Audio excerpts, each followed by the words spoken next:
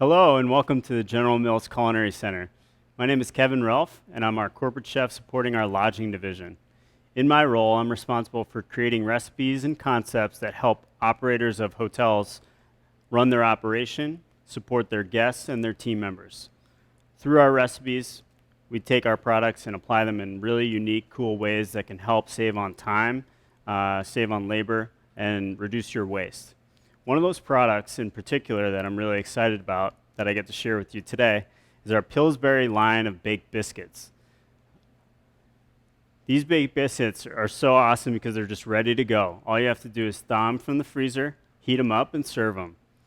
The cool thing about the way we design our products is this product specifically can be thrown directly in the warming drawer as is with the plastic and everything. Or you can remove the plastic, and this is a bakeable tray if you want to heat them up. So today, I'm going to make our biscuit bread pudding for you. Very simple recipe. The reason I like it so much is you can utilize leftover biscuits from the day before or directly from the tray. We are also going to run through 4 other different recipes, applications of our baked biscuit. I'm excited to share with you, so why don't we dive right into our bread pudding. So first, in a mixing bowl, I've got some diced biscuits, baked biscuits, and these are 1/2 inch to 3/4 inch size. I'm going to show you how to dice them just so you know.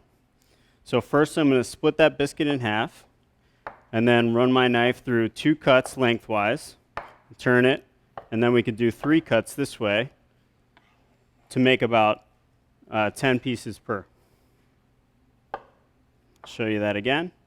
2 cuts lengthwise, 3 cuts across. There we go. Excellent. So what I'm going to do is add some melted butter to our baked biscuit cubes.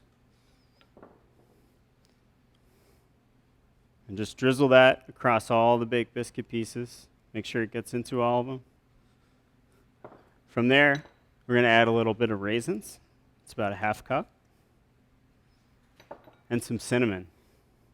Just make sure it gets nice and spread out so you don't get any concentrations of flavor. Excellent. So I'm going to take a rubber spatula, mix that up nicely, make sure all those ingredients are incorporated in the bowl. From there, I've got a 1/2 hotel pan that's greased.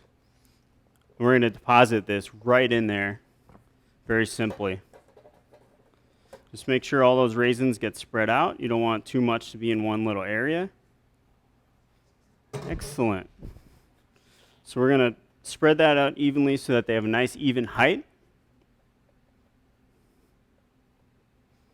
Perfect. From there, we're going to make our liquid mixture. So in another mixing bowl, you're going to need a whisk. You're going to take 6 eggs that have already been beaten. Add that to the mixing bowl. We're going to add some sugar, about 3/4 cup. Some vanilla extract. And a little bit of salt. We're going to whisk that up. And while that's whisking, I've got some warm milk on the stove. I'm going to pull that off. What we're going to do is temper that with the eggs to help create that custard. So once that's all nice and mixed up, I've got my warm milk ready to go.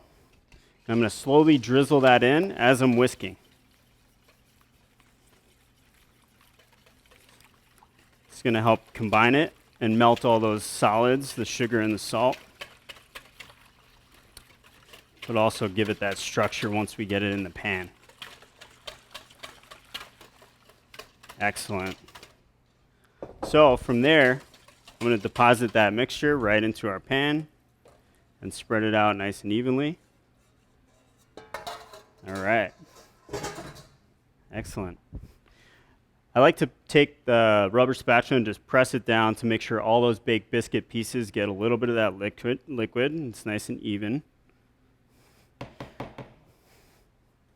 Now our bread pudding is ready to go in the oven.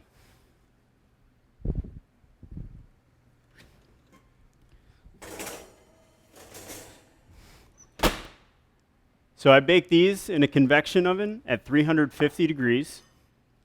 I set a timer for 12 minutes, and then I rotated my pan because it's a convection oven. Anything that you bake in a convection oven, you're going to want to rotate. And then I set a timer for another 12 minutes, so 24 minutes total, and this is how it came out. It's ready to go.